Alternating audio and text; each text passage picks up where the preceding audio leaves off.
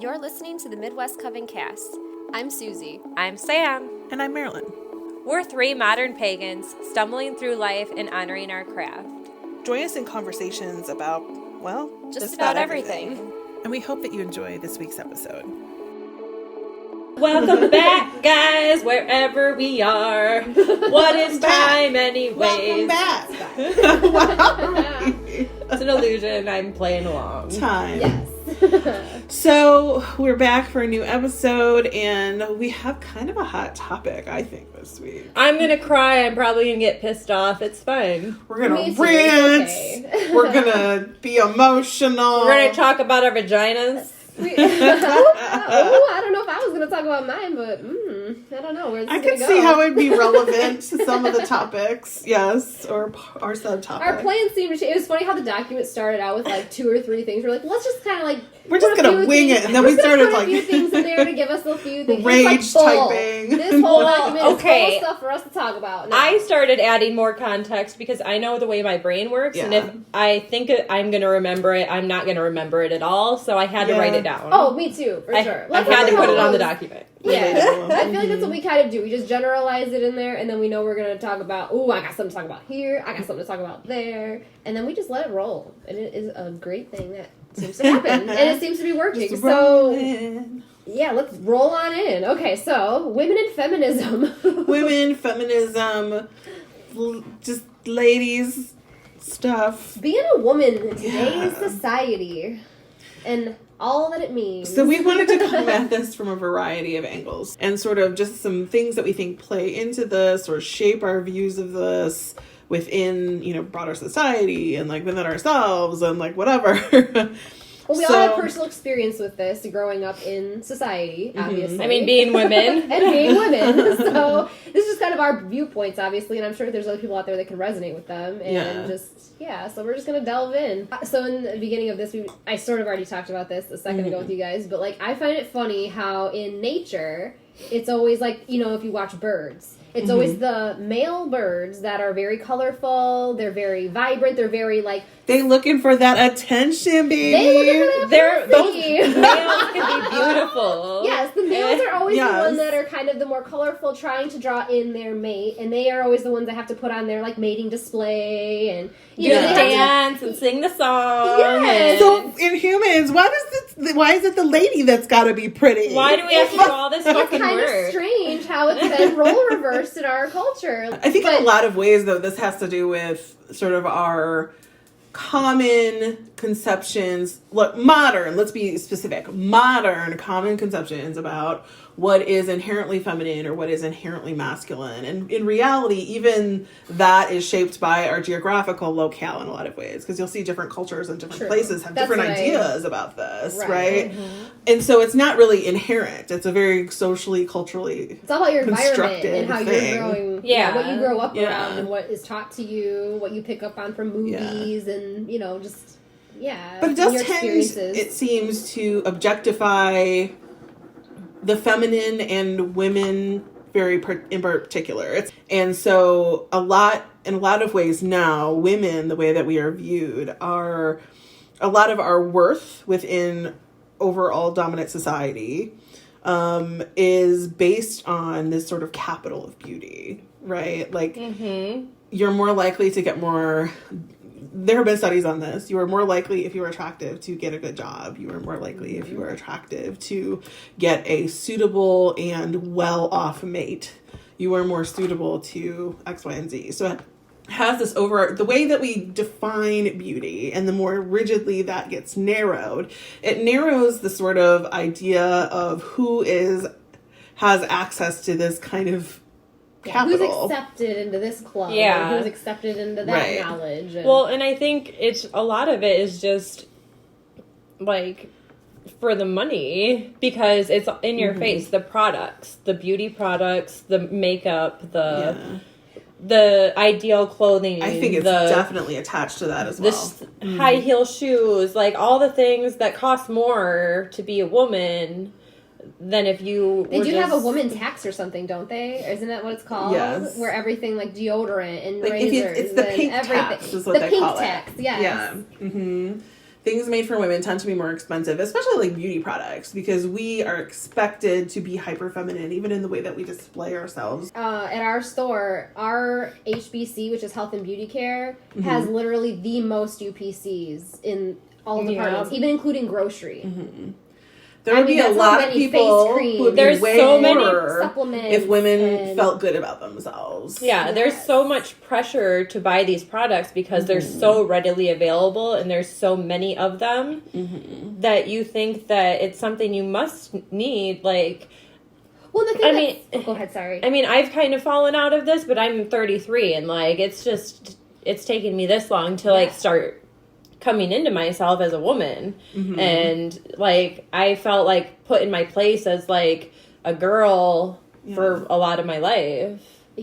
Well, just think about the way that this isn't cultured in us though, right? Like from early on, women are expected to play with dolls, and specifically nowadays Barbie dolls or Bratz dolls who have a certain aesthetic, a certain body type. Perfect. Some of my family members' reaction when my son played with dolls was outrage. And when my son wore a dress and had pink shoes, it was... Which feeds right into what I was basically saying, right? Because, like, it's expected of women. It is not tolerated even for boys. Right. I mean, we're getting better. Don't get me wrong. Yeah. We're moving in the right direction. A lot of people are getting better and a lot of spaces are opening up. But Barbie actually does have a line of dolls that are for all the different types and shapes and sizes and colors. And so that I actually do remember, and I was like, that's really good. What I think is interesting about that, though, is that it also has sort of fed into this idea of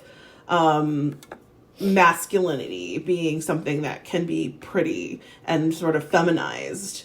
And so what we see, I think, though, so as much as like we're opening up and allowing for places to be more inclusive, which I think is the right thing to do, unfortunately, because we also have this toxic side of things that looks at femininity as bad and women as weaker, and also sort of taking on this sort of beauty as capital sort of things. We're sort of seeing even in sort of like gay communities who have this like sort of more feminized niche of people, like even in men, for example, they're starting to see sort of the negative effects of some of this beauty culture stuff, even within like these male spaces, but well, I shouldn't say even male non-binary heavy. Yeah. But, I mean, that's that there's aren't women in the spaces too, but I think you get what I'm saying. Right. Yeah, well, I would, like I said, like, Dylan has been kind of gender fluid his whole life, and I've been very accepting of that, but even people in his own family, like, his dad had him, he was supposed to have him for a weekend when we were taking a family trip to Vegas. Oh, yes, you kind of, like, mentioned this before-ish. I'm going to spill the beans, I don't care if he listens, right. But his girlfriend took it upon herself to take Dylan's shoes off his feet and cut them with scissors and throw them away in front of him. Oh, yeah, because they were pink. Yeah. And then she called me demanding that I sent her money to like, buy him brand new shoes and replace them. And I'm like, oh, well, I sent him with 2 pairs. Like, what do you mean he needs shoes? What happened? Like, what do you do to his shoes? And she told me, and I'm like, oh, hell no. Like... you did not just I canceled my vacation. I went there and I picked, like, that's to me a hate crime. Like, you cut his shoes up because they were pink, and she was like, he is a boy. And then she went to the extreme and she used the term dick. She was like, he has a dick. They don't wear pink shoes, like, not in this house. And I was like, you don't sexualize my child that way, first of all. Like, you do not talk about him and his, like, body like that. And how dare you, like, assault him that way? Like... Right. Honestly, I just don't understand. And that's the thing about being an adult and leading by example. It's so important when you are raising or looking after a young child that you are aware of your actions, because you are doing things that they're internalizing and they're going to remember for the rest of their life. Yeah, and he still remembers that. And I'm sure that she probably was brought up in some sort of a culture where she learned that, yep, if you're a boy and you have that, you don't get pink and blah, blah, blah. Which it's sad because it's learned and it's passed down. And like he was so excited to have those shoes though. And like, no matter what, it would just be better. Yeah. like, he picked those out, and those were, like, one of the first pairs that he picked out by himself. Like, we went to the store, and he put them on, and, like, he wore them out of the store because he was so excited to have them, and, like, then this bitch, like, so, anyways. I remember hearing that story. I was so mad. Well, and I hate to say it, but, like, I don't think I've ever really seen him wear any more that are like that. Yeah, he like goes around saying, "Oh, these are boy things," and like if I bring up anything, he's like, "Oh no, Mom, that's girl stuff," and so he's got it embedded in his brain from somebody somewhere what girl stuff. Yeah, so like she shifted part of who his identity was, and so yeah.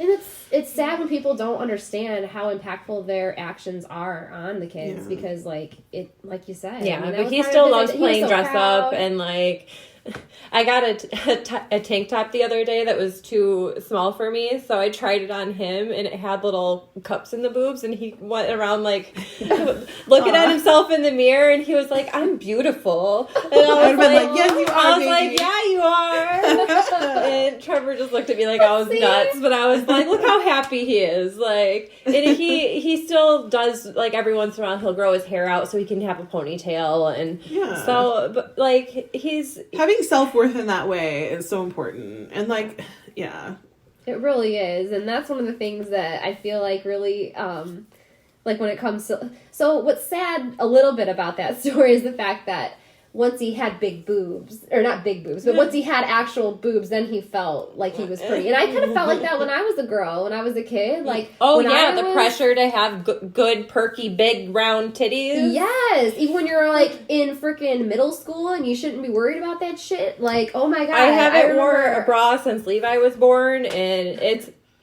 there's no turning back. There's no turning back. I have a whole stack of bras at home, and I'm like, when will I ever wear those again? Right? I'm kind of like... Goodwill.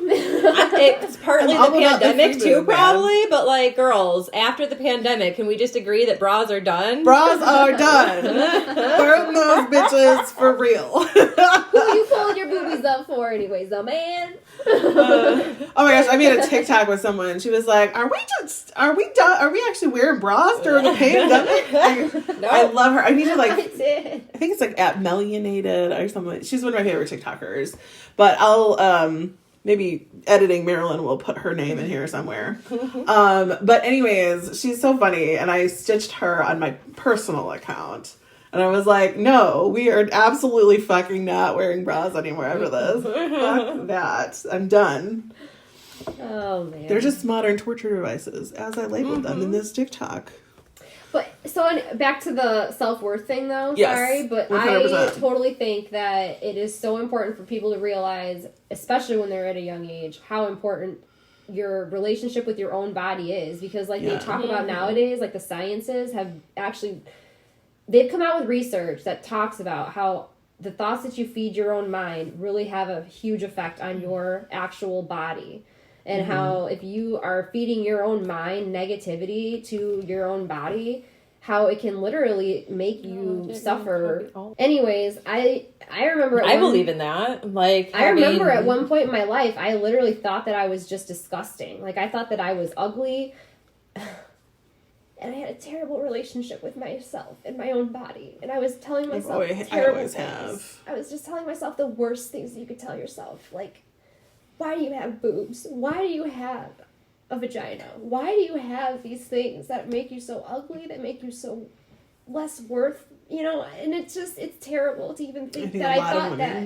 Feel that way. Well, because after I had Kelly, I just was so opened up to the fact that that was so wrong. Like, I love my boobs. Your boobs give feed to your young. Like, and I gave her nutrients. And your vagina spat forth life to this planet. Like, it literally is a powerful thing to come back into my own body and to be so proud of it and to love it again, because I feel like at one point I really hated it.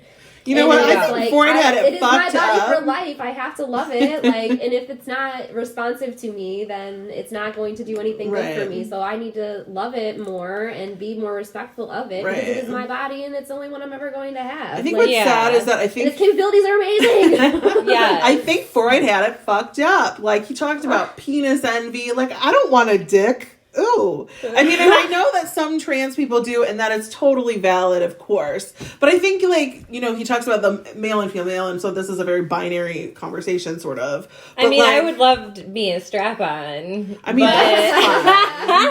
I mean, peeing standing up looks appealing. But it's not like I'm jealous of men who have one. Well, and I honestly, would venture to guess, say, unless you're a trans male, that... I mean, I would say my opinion might vary then, because might... Listen, we can edit. I already spilled the beans, so... I've fantasized, I guess, about being the one with the dick and, like, ejaculating, and how that would feel I've thought about that before. I may be curious about having the dick. I don't know. The curiosity is there for me, too. Being the one doing the fucking instead of being the one being fucked. Like, yeah. I mean, I guess to that degree, I've thought about that, too. But, like, not to the point where I'm just, like, jealous of it. Yeah, no, I'm not. I'm jealous of the fact that their jealous. sexuality is more okay. Yeah, but we've learned so young that we should be... we should hate our body, basically. Yeah. Well, or that our body isn't even good our enough. Periods. I remember listening to an episode recently of the Kylie Lewis podcast, and she was talking about how, like, there's a woman, I can't remember what her name is. I think she wrote a book about flow, F-L-O. But it talks about how, like, you know, if women were taught when we were a kid to really embrace our periods and to celebrate the fact that now you're coming into your womanhood and what that means, and to really, like, step into your power, but instead we're taught to hide it. We're taught to be kind of ashamed of it. It's gross. Nobody wants to talk about a period. Nobody wants to talk about it's supposed to be, like, super sexual for your man, but completely, like, asexual in the streets, you know, like it's crazy how all that happens so quickly, and how society has such an impact on that process, really, because it's a way to control women and how they act, and, you know, their behaviors, and it's back to that whole beauty is capital thing, like 100%. Well, and back. Leads right into diet culture, basically, like how people are sold all these supplements and sold all of these ideas of diets that they have to follow. Have any of you ever read The Beauty Myth? Perfect. No, have not. Okay. We need to do, like, a book club thing or something. Yes. Although I'm terrible at reading, so hey, we have little short books. We have audiobooks and Blinkist or Blinkist, like the Cliff Notes. It was written by Naomi Wolf, and she talked about a lot of these issues, like the way that sort of women's relationship within broader society and whatever sort of operates on this, like, beauty as capital idea, and, like, it kind of talks about the insidiousness about how, like, women are separated in some ways, like, generationally even. Like, we are taught that being old or looking old is bad. Why? Because greater society has built it that old is unattractive. Well, why would that be bad? Because women's value in society is often so tied up with the assumed beauty of her and the sort of capital attached to that beauty. So it's, like, it's very sinister and gross way that society. So lately I've been really, like, awkward about posting pictures of myself because I feel like I'm starting to look old.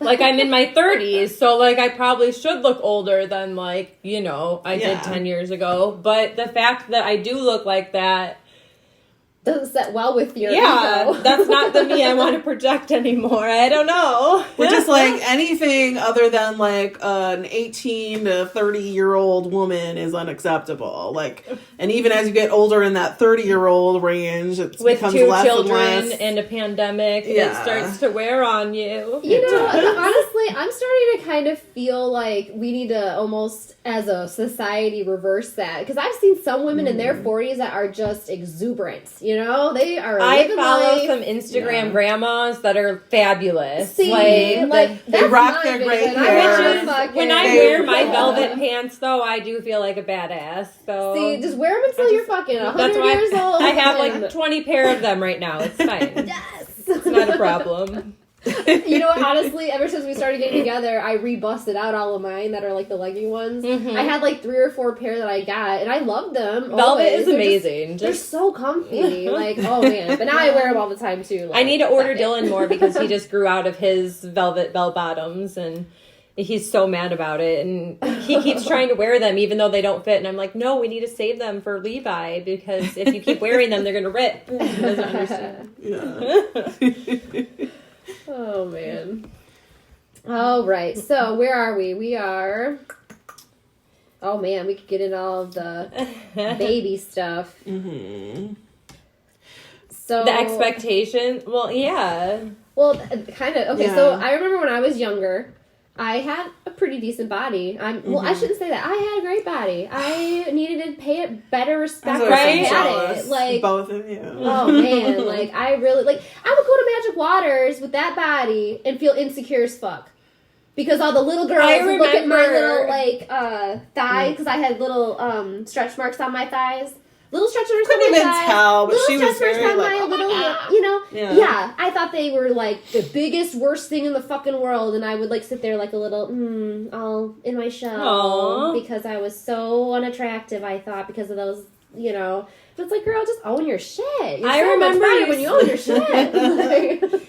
I remember you stayed the night one weekend or one night or something, and I was like, yeah, I was always jealous because you had like a little pudgy on your stomach, and I people would always think that I was anorexic or like tease me that I didn't eat or needed a cheeseburger or whatever. You were real skinny, yeah. And I was like, oh, you have like a little pudge there. It's so cute. Like I wish I had that. That made me fat. I hated that thing. Oh man. Oh my god. Well, I remember. So it was funny. I actually one time remember the movie Honey with Jessica Alba. Yeah. And the cover of it, she has like this little twist going on where her little teeny tiny poogie thing is sticking out. I'm like, okay, she has a really cute little pudgy. Maybe it's not too bad. You know why you have that there is because you have a fucking uterus and a cervix. And yeah, like there's organs that men don't have down there. Yeah. A friend of mine, Michelle, when I was in like high school, I remember complaining about my little pudge, and she was like, "Girl, you need to get over that shit because that is what it's there for. Because one of these days you're gonna have a baby, and you're gonna have to stretch, and you're gonna need it to stretch." And guess what? She was right. Well, and then there's also, like, the expectations after you have the baby to stretch back down immediately. Yeah. You know, man, I was so hard on myself. Almost 10 months. Or that, like, bullshit, like, where the dads and the doctor will joke, like, to give her the extra stitch so she's extra tight. Like, what the fuck? Yeah. That is so gross. Yeah, well, and a lot of times they don't even get consent from the women when they're doing that. Yeah, which is really problematic because that you're fucking with a woman's anatomy and not... Mm-hmm. That's a whole... See, we're getting heated. Well, like, I remember... I was very concerned when I was pregnant about how that was going to all come back together. I mean, not going to lie. If you think about it. But why? Because I was afraid that maybe Corey wouldn't want be displeased with you. Yeah, you're a rubbish vagina. Maybe that's feminism culture, feminist culture, whatever the opposite bad term is. But the thing is that But it was based in a fear that you would no longer be able to pleasure your man. Pretty much. So yes. Why are we always expected to pleasure men with our bodies, but we're like supposed to shame when we self-pleasure our own bodies? Yeah, isn't that crazy? They're like, why do you masturbate? Yeah, I don't openly masturbate. Like, well, no, that's mommy's little secret. I don't think anybody's supposed to do that. But men, they just take 15 minutes on their lunch break or something in the bathroom. Just rub one out. Right? Yeah, what were you in there for so long, bro? Took an extra long shower today, didn't you, honey? Oh. But, it's, openly accessible. Men are expected to be sexual. Women are, publicly at least, supposed to be demure. But then you're expected to be, all these sexual fantasies at once. If a man actually in the bedroom. Yeah, if a man is horny in the morning, he can go rub one off. But if a woman is horny in the morning, she better hit up her man and give him that pussy. Yeah, better use it on him. Honestly, though, I think that kind of goes back into the female behaviors.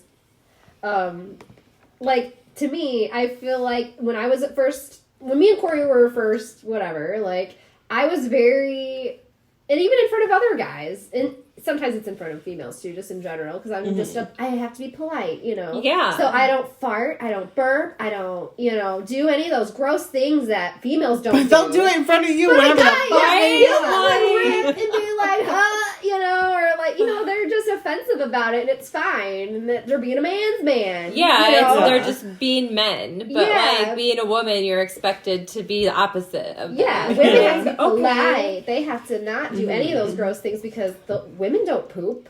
Women don't do those things. Like, I'm 33 and just 32 and a half. And I'm like just now learning how to set personal boundaries because I was always taught to you don't talk back. You just play by the rules. You be polite. You don't disrespect anybody else's opinion. Like that was the era that I grew up in. Yeah. Yeah.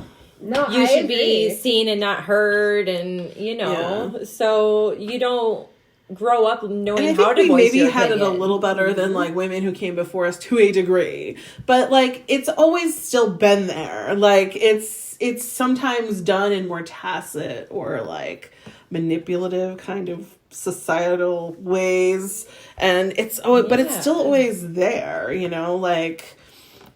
Be quiet, follow, like you said, follow the rules. Yeah, just play the part of being the girl and the female. And like, you don't fight, you don't disrespect authority. Why do I feel like somebody said that that's kind of like the way that a lot of the broad religions hold things? Like the women should be at home taking care of the baby, the man should be out working, and I mean, granted, there are some good things to that structure, but that shouldn't be the like societal norm to where if you're not doing that. I mean, I think that we're getting out of that. Obviously, nowadays we have so many mixed families and so many different types. But we're still not up to equal wages in a lot of places, so like there's still problematic things in that realm of the work. And women I think in the it's important to note here that like women.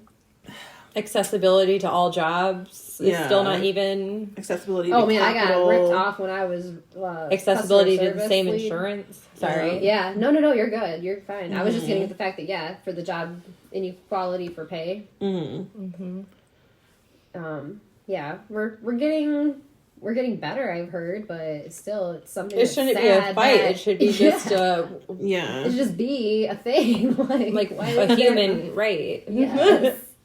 Well, I mean, if you consider, I mean, when you think about like women and, we were talking about sexuality and having children and things like that, I think we almost have to go into like a conversation about like birth control and some of those sorts of things, because I think, especially if we look historically, women have been controlled by men in a lot of ways. We did, I talked on a podcast, I think when we were talking about art maybe, how like women weren't even allowed to have like their own bank accounts until like not that long ago. They had to have a male co-signer. Yeah, a joint account or something. If you look at how a lot of like Western societies have like functioned in terms of like their passing down of wealth, it was always like the oldest son or the sons who inherited the family wealth, for example. And I am talking about, this becomes like even more complicated when you get into like certain disadvantaged other disadvantaged things, like an intersectional approach. So like this is especially bad for like Black women, right, who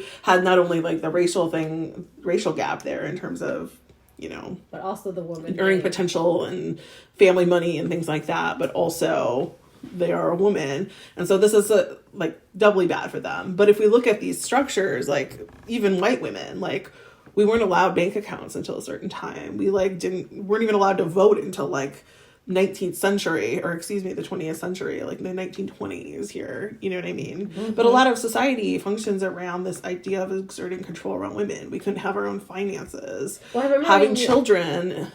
I remember in that art episode you also had touched upon the fact that, with that comes the fact if you don't have your own finances, you cannot buy your own thing. You can't really establish your own life for yourself because you have no freedom to do the things that you want to do, because like you can't go out and just buy, like you said, the canvas and the paper and the paint and the we need to do a whole episode about like class and entrepreneurship. We need to do a whole episode on this in the future, but and opportunity gap and things. But again, and also, I wonder how that goes into play with, like, the whole last name, too. Like, because the woman always takes the man's last name, and then that's what gets passed on. Because basically it helps. I think it's a vestige of, like, the era in which when women married men, more often than not, and in most cultures, it was basically that man's family taking possession of that woman. Mm-hmm. You know, that's why it's Mrs., right? Mm-hmm. Well, just like in the kingdoms, they always needed to have a son for there to be a prince and there to be a king to take the throne. I don't plan on ever taking anyone else's last name. Like, what's that? I don't plan on taking anyone else's last name ever. Like I am me. Yeah, I'm always gonna be me. Yeah, but I mean, there were special circumstances in, like, royal families and things like that, but that wasn't always the case.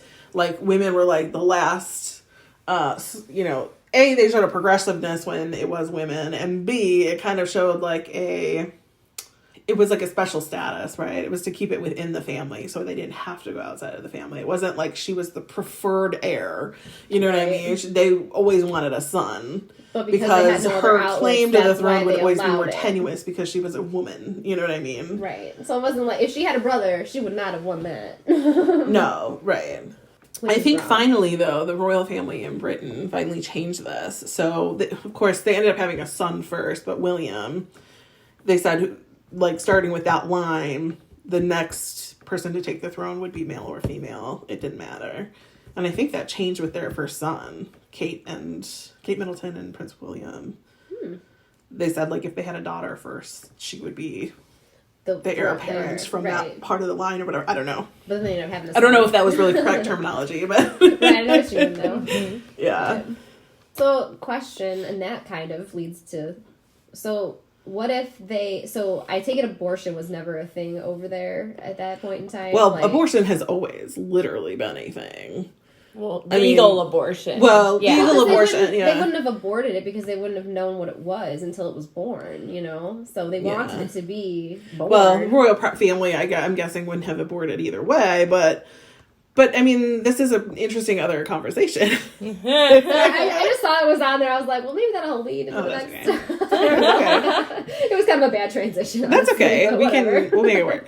But like, yeah, I mean, this kind of goes back into like what I was talking about with, you know, women and restriction and whatever. Like, abortion wasn't technically illegal until like the 19th century, which is like the 1800s, right? I mean, it's in the scope of all time, this is a relatively new thing to have it literally outlawed. Well, like, didn't they even say I mean, this is going to be maybe a little bit touchy, but I heard that in the Bible, there's actually scriptures that talk about, like, women drinking certain... Yes, it's Numbers 11... Oh, it's Numbers. It's in Numbers. It's like chapter 11, verse 15 through... I don't know. I'll have to look it up. Hey everyone, Editing Marilyn here. I don't normally interrupt the show, but I figured this time it might be worth the interruption. The passage is actually Numbers chapter 5, verses 11 through 31. Now, back to the show. But I heard that before. Yes. It was like about women that were... So get how fucked up this story is, right? So basically it is instructions for, I believe it's a priest, how they can concoct this basically a potion for women to drink Bible? If a man suspects that she may have been untrue to him. And what it says in this chapter, what it will do, it basically clears out her insides. Oh. Not like, I mean, like, and I mean this very specifically, like, it's probably like her cervix. Like, if she was with child, potentially with another man, it would take care of the problem, right? Abortion. And so, but of course, this had to be done, but with consent of the man. If he was even remotely suspicious that maybe his wife might have had sex with somebody else, it might have been his child in the instances where it expelled something. Although they took that as proof that she was probably untrue, I'm guessing. Yeah. It's fucked up. I heard about that. That was very much like... sorry. I mean, I don't know if we really want to go But then you have, like, people who are like, the Bible is against abortion. Yeah, I hate... No. I have my I don't like it neighbor. when it's thrown in your face. Like when you're just driving down the road trying to pay attention to traffic and there's a whole crowd of people with signs of dead babies. Yeah. My next door neighbor has a pro-life family sign in his yard. Yeah. Every day that I go home to and go. Which, like, fine if you're pro-life for you, but I don't think that it's fair for you to put your beliefs on another woman. Right. So and it's his I always property. believed that I was Obviously can think pro-life. how he Like, Really? Okay. when I was, like, obviously, like, well, not pro-life, so maybe not pro-life. I always believed that, like, I wouldn't be the person that would ever get an abortion personally. Well, but I was pro-choice overall. 100%. That's same. same. But then after I had Dylan, I mean, then my opinion kind of changed, and I actually considered having abortion when I was with Levi for like the first. We didn't find out that I was pregnant until it like 15 weeks into it anyway, so it was pretty late, and I wouldn't have considered it at that point. But like myself having mental health problems, and then Dylan having problems, like. It would have been like, a lot to take on more than that when that wasn't the plan is a lot. Mm-hmm. And so for like my own mental health and protect that, like I would have considered an abortion, and that would still be an option in the future, which right now I'm just like, I'm not trying to procreate, so like don't touch me, it's fine. And right. Like I have no need to be touched in that sexual way, thank you. And Well, it's like, I think probably right after you have a kid and you're just so involved in mom mode, and plus you're still breastfeeding, I mean, like there's probably a lot more of your hormonal things that are involved with that whole thing that, you'll come back around one day, but maybe not for procreation reasons. It might just be for your fun reasons. But which goes back to like the obligation to be on birth control that society puts on the woman exclusively. Why is there no man birth control yet? I know why. Like seriously though, that would be a thing. Like, why isn't there? Mm-hmm. That's really weird, because there probably could be. I feel like I read somewhere that they had started like a study or something on male birth control, but they started noticing that men didn't feel great when they were on it. Really? Like women don't feel great when they're on their birth control? Jeez. Yeah, so they had to stop that and shut that shit down, right? Yeah, well, men cannot be. They continue on with the women's ones, though, don't they? Mm-hmm. Trying to perfect those. Yeah, it's crazy. Yeah. Honestly, I can say I've never taken birth control. I have when I was younger. I mean, I've taken the pills, I've taken the patches, I've done the ring, I've never done the shot, but I've done the implant. I've had side effects to all of them basically. So she's like, I don't really want to do any of them anymore. It's exhausting. They're unnatural to the body. Our bodies are supposed to be able to function until It's, Anyways, sorry. I'm over it. I'm okay with my hormones being regulated the way they are, and I just won't choose to procreate. There we go. Yeah, Ew, boy.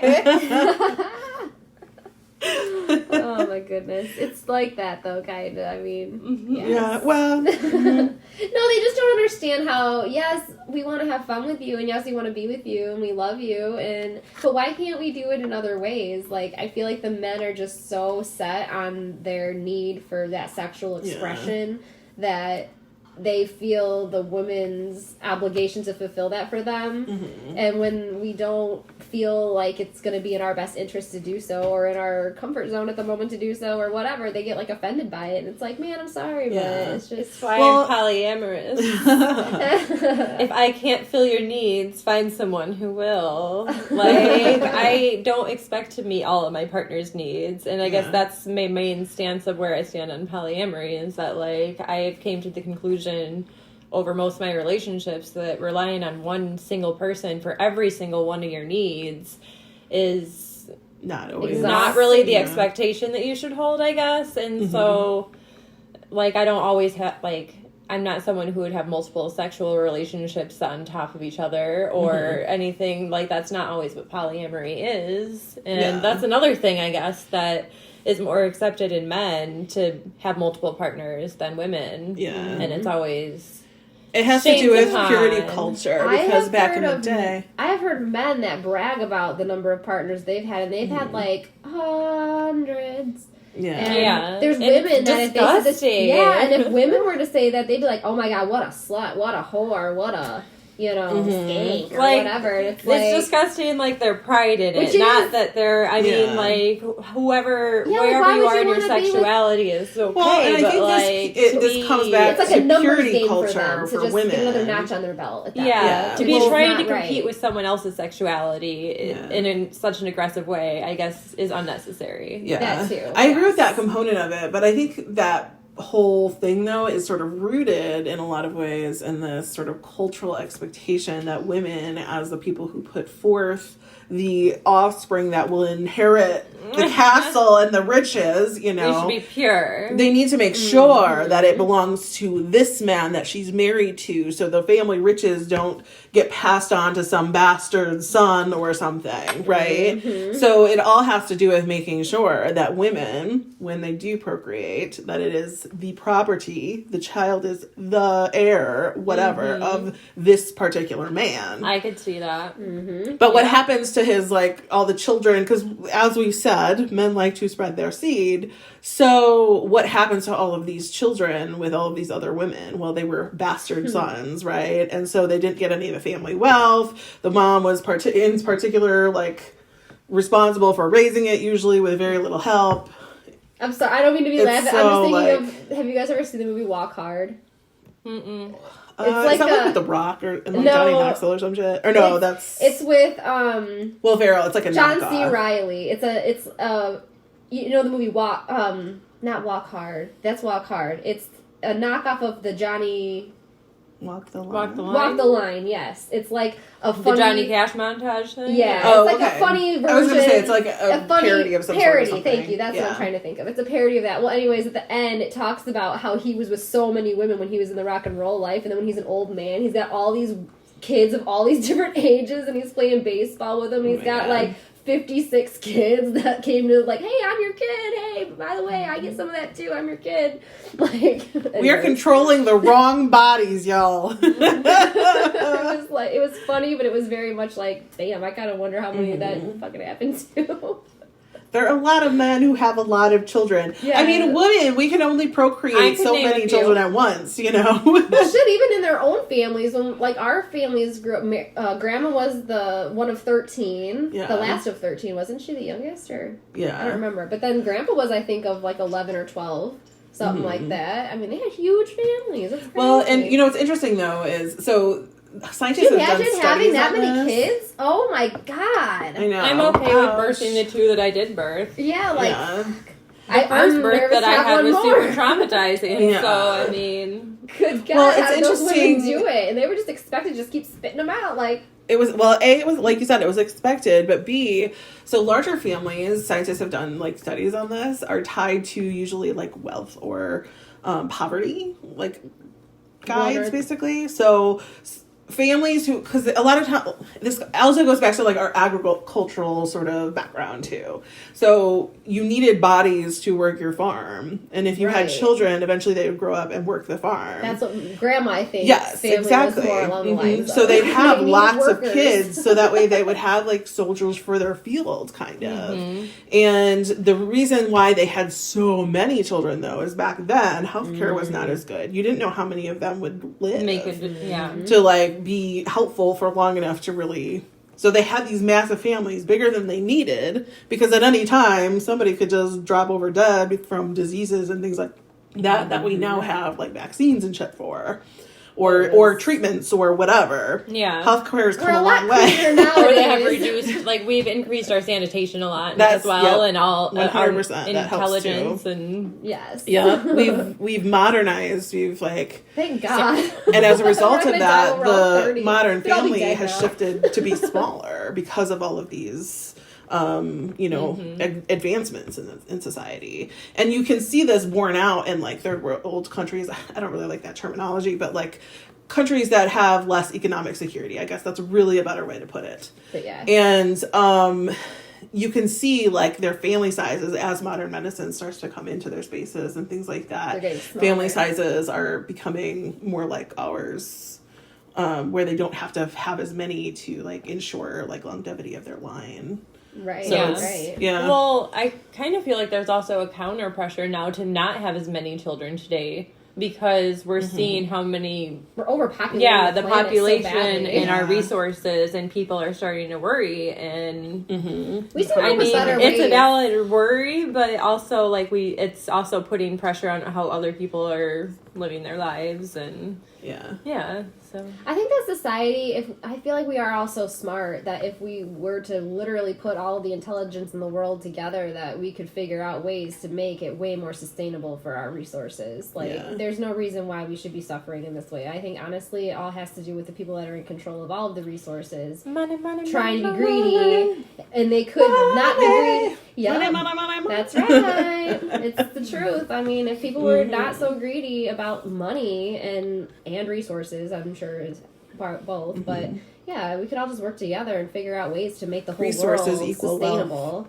Wealth. We all live here. We all need to come together and figure some shit out. Like, it's ridiculous. Yeah. But anyway, we should definitely be able. Hopefully, to the do kids that. of the people that are running the shit are more aware, and then when they're wealthy fathers and mothers that are all corrupted die, they can take over and make a better world. Yeah. I'm sorry, I'm such a conspiracy theorist. But hopefully, there's a light I into do the have a tunnel. conspiracy theory about about abortion. What's that? I forgot. So keep in mind, I'm not much of a conspiracy theorist, honestly. I mean, I have like little things like this is 100% like a post hoc fallacy, and so I don't necessarily condone that this is a real thing, but this is just something that I've made a connection to, and I wonder if they are connected. So, the last time the draft was used was in 1973, specifically July 1st, 1973.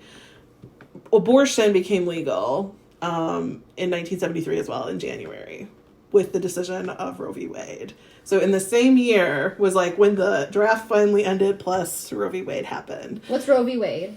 That is like the major abortion case where it made it legal, or they had to make sure it was legal to a certain extent. I'm so sorry to ask, but what are the details of that case? Because I have no clue, and I'm sure some of the listeners don't either. Okay, so Roe v. Wade. Details. I need these things. No, that's okay. Basically, there was a woman who sued for the right to an abortion, basically. And it was decided by the Supreme Court due to privacy laws, and I believe also bodily autonomy, that women had a right to privacy in her health care, and like thus, this needed to be a medical procedure available to them up to a certain point. Okay. So anyways... So basically it legalized abortion federally. Yeah, sorry. And so I think that if there were ever to be, because of the Roe v. Wade decision, I think if we ever needed to institute the draft again, there would be major legislative probably underpinnings that could be used from Roe v. Wade to make the draft illegal. And so if that's in part, the war machine obviously always wants wars happening. And because we always need bodies and we need a method, if we were to ever get into a global conflict again, we would need a method to make sure that people were obligated to fight. The draft is a method to do that. And if that were to happen, like I said, I think there'd be some legal ramifications, and some of it would be hinged on the idea of bodily autonomy and privacy of like beliefs. Mm-hmm. And that would be a huge blow to the war machine. And so I think in part that's why capitalists who profit off of never-ending fucking wars are probably lobbying and are some of the same people who want Roe v. Wade taken down. Mm-hmm. Because if this would ever happen again, to instill the draft, people could say, "Hey, no, this is my body, and and I'm gonna do what the fuck I want with possibly it. You use don't own me." Parts of this law, and again, I'm not a lawyer. I just am suspicious that but this is if why this society would be a needs thing, to be aware of how important some of these cases are, because this is a one-time thing that happened that established something that all of people can now. And people might want to dissemble certain laws for fairly nefarious reasons, and people won't disclose to you why. Until, they won't tell you what their best interests are because, like you said, it could be a war machine thing that they're using. And now, hey, by the way, we're trying to take our this country's down. at We're war. taking this you thing down for this fight reason, not for any other war. reason. Yeah, but now you guys are forced. We're in trouble. We don't have enough soldiers right now, so we need to institute the draft. It's just... Yeah, it's interesting of a concept to think about. And it's really fucked up. I mean, again, total conspiracy theory, but if true, and it's probably not. If true, then the people trying to, on the surface, promote pro-life are actually doing so to protect a pro-war / pro-death, in essence, stance, which is really fucked up. She's like, that's the far, which I would think that the people that are doing that probably don't realize that would be the underlying, if that was the I think they theory. just don't care. To me, it would probably be they don't care. They don't, I feel like people that have the pro-life signs in their thing, I think that they are people that feel like they would care, but the people weaponizing them towards their nefarious war end, though. Wait, say that one more time? Okay, sorry. So the people on the streets probably truly believe pro-life. Right, and they think they've been indoctrinated. They probably in some don't ways, think or it for the wrong reasons. For their own moral reasons that is true, right? But often the levers of power who facilitate and or benefit from their rage may not have as pure motives as they have for wanting them to be out there and helping fund them to be out there and stuff, Right. That's what I'm saying. I think that the people that they're doing that to are naive to that, though. I don't think that they're, in their hearts, thinking that they're doing anything bad by being pro-life. I think that they probably feel that they're just trying to be pro-life. But there's also... But then, the people above them that are like, hey, we got more pro-life, more pro-life, There's more also pro-life. a money reason for followers. bigger populations, though, too. Because more people mean more consumption of more products of things that mostly capitalists own anyway. Right. You know what I mean? You can't get rid of the babies and you have to have them, and then there's another person. So it's kind of a dual thing. Be a cog in the machine. Especially, I think that's a primary purpose too. But if my conspiracy theory is true, again, it probably isn't. It's just something I've convinced myself might be true. But it's coincidental that the timing of it was just so. Just so, and that it might have implications on each other. Anyways, welcome to my one and only conspiracy theory that I truly follow, and it's my own.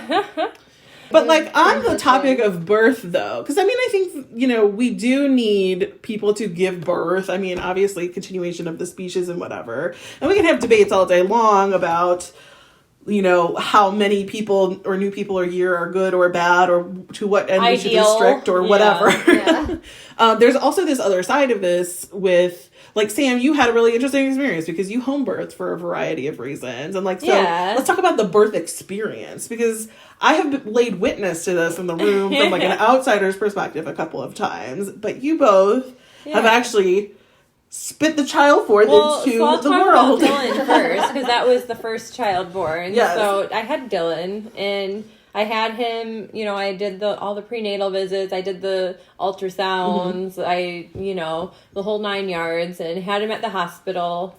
We went 3 different times because I was in labor for 3.5 days, and I just wasn't dilating, and so we went and they rejected me, and we went and they rejected me, and a whole bunch of times, and it was frustrating. And we got there, and I had a student as my main doctor on my floor, which I didn't know that you could refuse those at the time. They don't really tell you your rights. You can refuse all these things, but so my main doctor was a student, and she kept referring to my miscarriage that I had a couple years prior as an abortion, which medically that's the term, but right. me as a patient but it hearing, feels like an insensitive she's saying, terminology. oh, so you had an abortion 2 years ago. No, I had a miscarriage, like my baby died, like spontaneously. I didn't plan that route, you know, like there's it's a totally difference in my different. mind. And she kept saying it, even though I like voiced that it was being offensive to me. And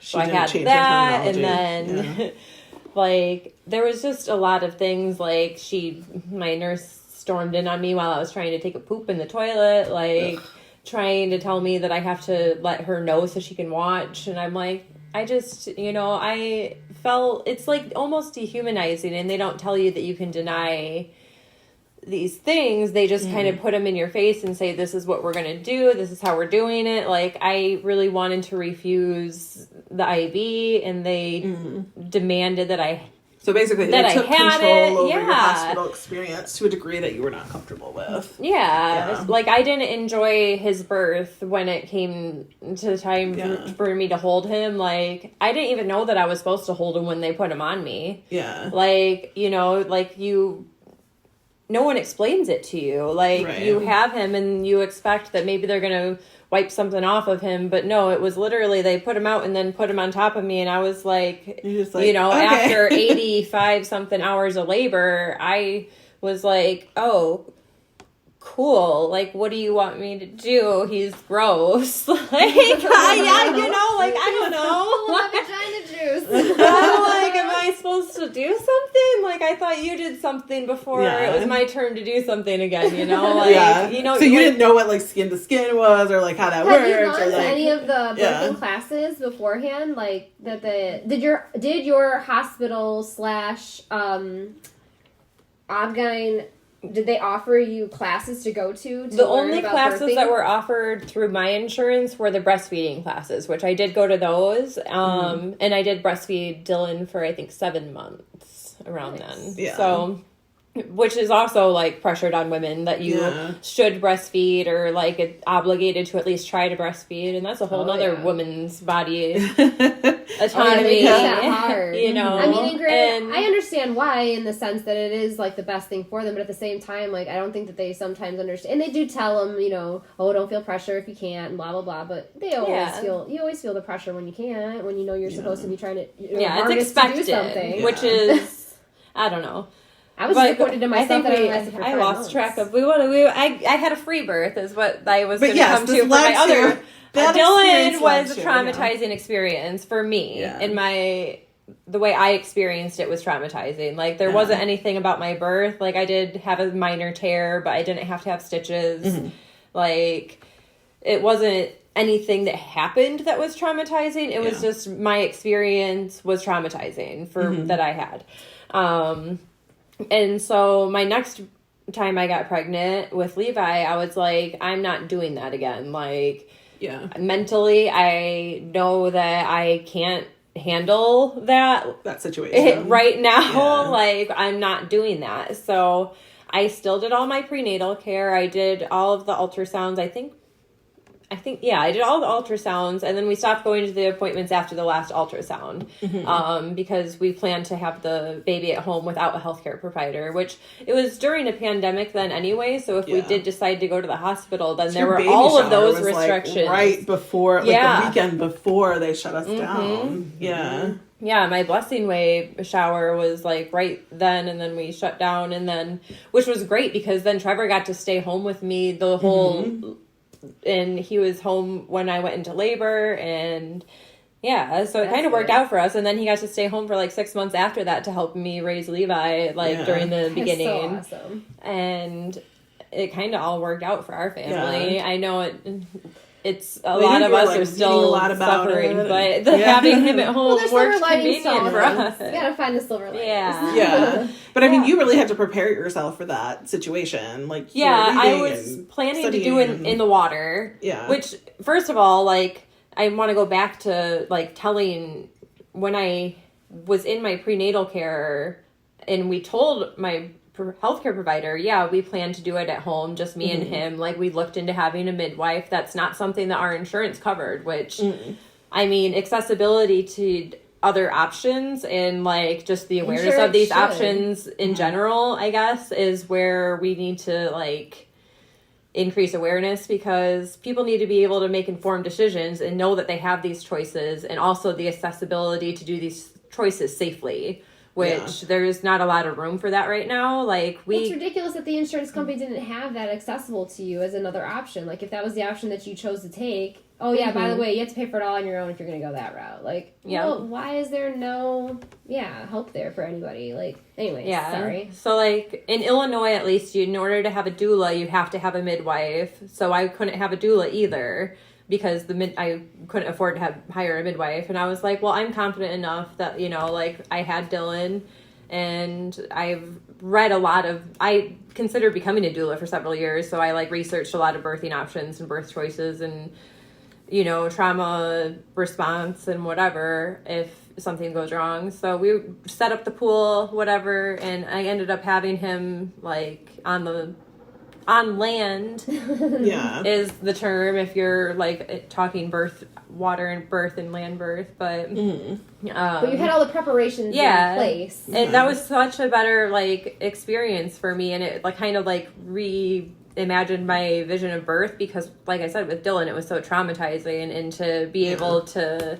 make the space for myself, and like I really had to demand the space, because like I said, our doctor didn't want us to do it. Our doctor was insistent on us, well, you can always come to the hospital if something goes wrong, or if you change your mind, come to the hospital and make sure you're registered at the hospital. And like we were, and we had our birth plan and all of that. Like we had a plan B, but like it was almost like no one had your back or support. Yeah, it wasn't very supportive of what our choices were, and it reminds me of this story kind of that my friend Michelle told me once. She has this other friend that she works with, and her whole philosophy on birth is like, I will give birth at home, because in her argument, or at least in part her argument, I shouldn't claim to know her entire argument, I just hear what the few things Michelle has told me. But one of her things is like the way that women are set up to give birth in a hospital is more or less at the convenience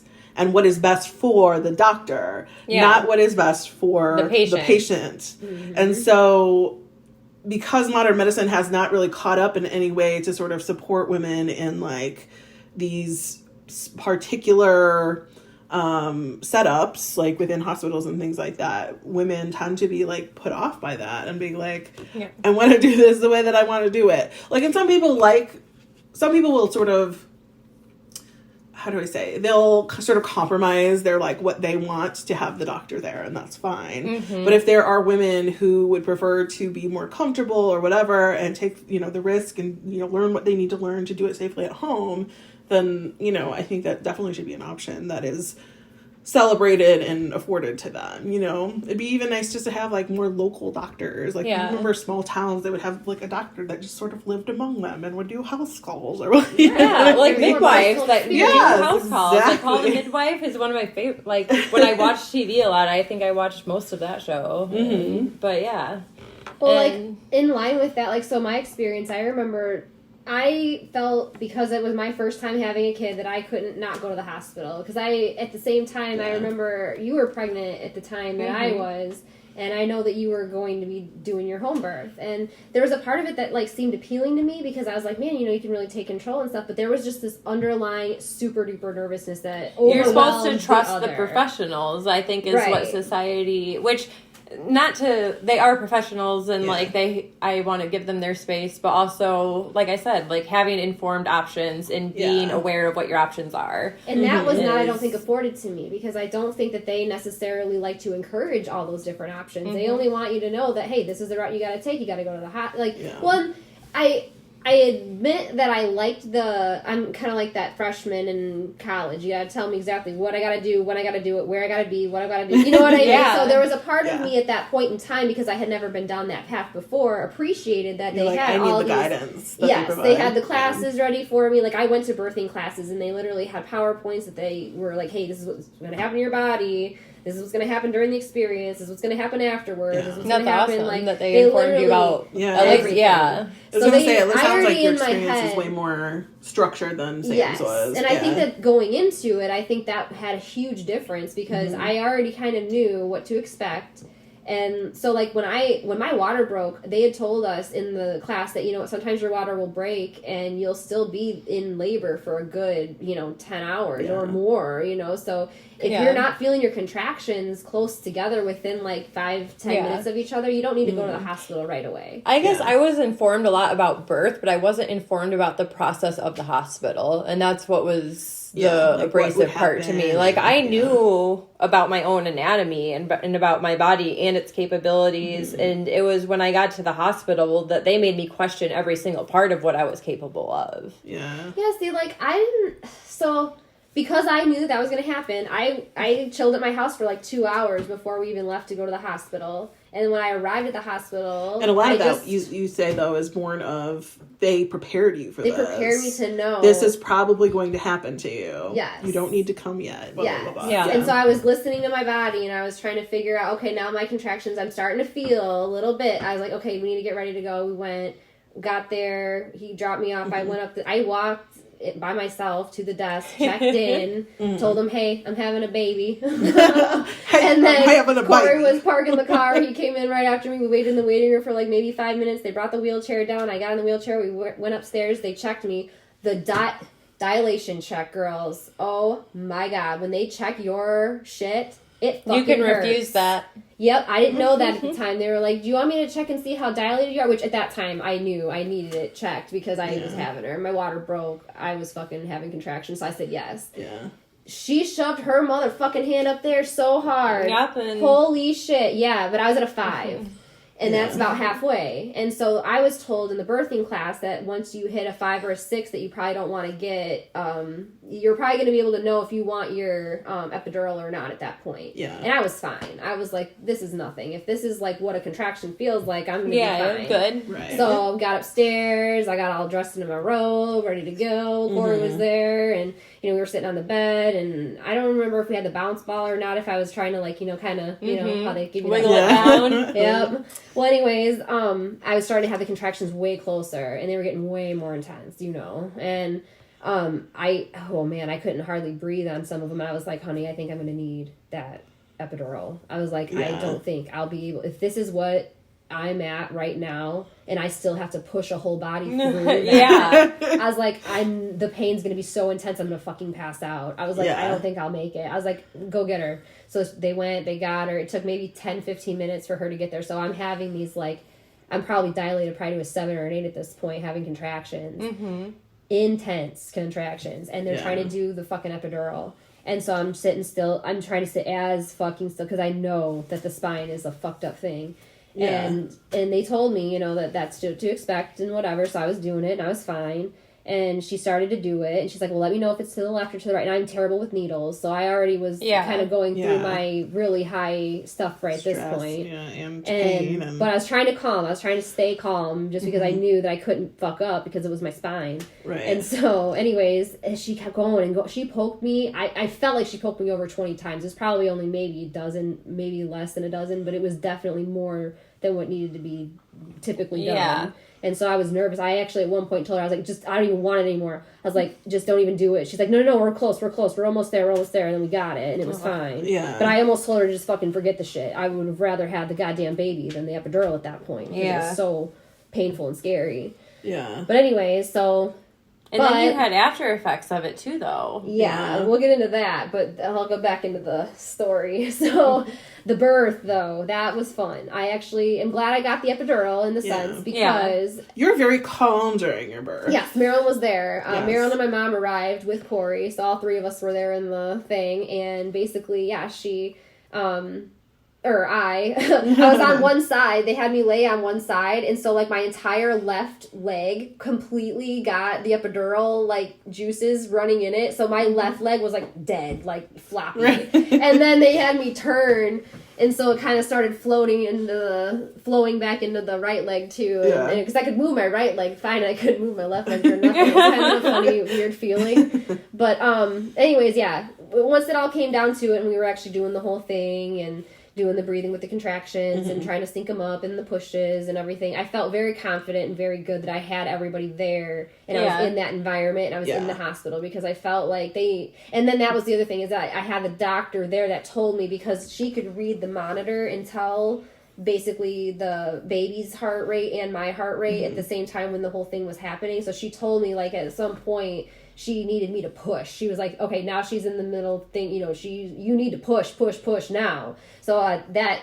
set me off and I just did my thing. And because I had her there and I knew that she knew what she was doing, it gave me the confidence to know that I could do what I needed to do when I needed to do it. So I think for me personally, for the first time experience, I had to have that for it to be successful. See, that's part of, for me, that what wrong with Dylan is they told me when to push. Well, they made me feel like I needed to feel the need to push when I never did, I guess. Like, they kept coming in like, oh, are you going to push yet? Are you going to push yet? And they kept, like, asking, like, consistently all the time. Like are you ready to push? And I'm like, no, they keep telling me that I'm going to know when I'm going to need to push. And I never felt like I needed to push. And then at one point they just came in and they're like, you're ready now? And I was like, yeah, fucking, I guess. Let's push now. And I don't think I was dilated all the way, and I was having really, really close contractions the whole 85 hours. Oof. So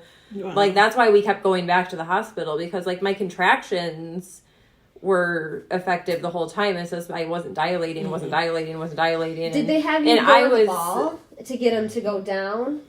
I did have a ball. I didn't want to do any of the like Pitocin or anything. I wanted to keep doing it naturally because I was tolerating it fine, like without an epidural or with anything. I did him without anything too, even though I'd had him in the hospital. I think at one point they gave me something, but it was like kind of like a Benadryl. It was like just to take a nap. It wasn't like a pain relief thing. It was, hey, you've been up forever having contractions. You should probably rest so you have energy. And so I did that. But with Levi, I was only in labor for less than like 5 hours.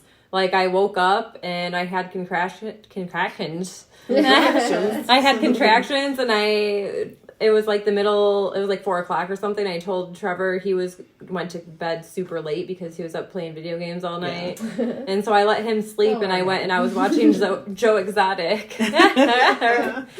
So I watched Tiger King like while I was in labor, and then finally woke him up and he got the pool ready and I called my mom, and it was super fast. Like while he was getting the pool ready, I was like, well, I'm going to go in the bathtub because I don't feel like I'm ready to get in the pool yet, but I want to be in the water for a minute. So I got in the bathtub, got out of the bathtub, tried to go to the bathroom, and like my water broke. And like 40 minutes between that time is when he was born, and like it just happened fast. I didn't even make it into the pool, and like I finally felt like I should get in the pool, and so like I went and I was like, okay, let's go. And I felt like between my legs, and I was like, oh, that's a whole head of a baby. Like maybe I should just do this right here. So I leaned against the wall and took a couple like relaxing breaths, and like he was born. Like I don't know, like I didn't have to push with him. It was awesome. So See, that's what they meant by you'll know when you're ready. They were thinking that would happen in a hospital, but like I never had not right for you. I'm ready to do this at the hospital. Like I trusted them, and I don't think it was the time to trust them. I would think I should have trusted demanded like my space more than I was able to at the time. I was 24 when I had him. I mean, I wasn't like super young, but I was young enough. You know, still didn't know how to hold my place very well. Yeah. Well, honestly, I wonder if because you had that experience with Dylan, if that's why your experience with Levi was just so much better, because you had learned so much and you applied it. Yeah. You know, you listened to yourself and learned what you needed to know. Yeah. You know, etc. Yeah. But no, that's one thing that I've learned the hard way was the epidural. Like, so as Sam was saying, I had bad stuff that happened after the epidural. So after we were done with the birth, we were in the hospital and I was laying and whatever. And every single time that I would sit upright, I would just have the most intense headache, like really bad, starting from like the back of my head, and it would just rush all the way. It would take over the whole thing. It was harsh. Yeah. But anyway, so I brought that up to them. I was like, what's going on? And they were like, oh shit, you're probably leaking spinal fluid. You probably had a puncture during the epidural, and your options are this. You can either continue to lay flat and it'll eventually heal itself. And they led me to believe that it would be like within 3 or 4 days. Yeah. And so I was in the hospital for the 2-3 days that they admit you for a natural birth. And then I went home and I still had this spinal headache, and I was still trying to breastfeed. And of course your milk is coming in really well then, so you can really utilize the breastfeeding time at that point. But I had to literally lay flat, so it fucking sucked, because I felt like in hindsight I should have been more adamant about that, but I couldn't, because it was, I couldn't do anything. I was literally bedridden and flat. Like, it fucking sucked. But anyways, so I came to terms with the fact that I should take the blood patch. They offered me a blood patch while I was at the hospital, but I refused it, hoping that I could naturally just heal in the 3-4 days that they said I could. So I went home, tried to heal, didn't in the week, or I think it was going on almost 2 weeks that I was at home. It was a week and a half or so that I finally remember you were called. Miserable. Oh, it was terrible.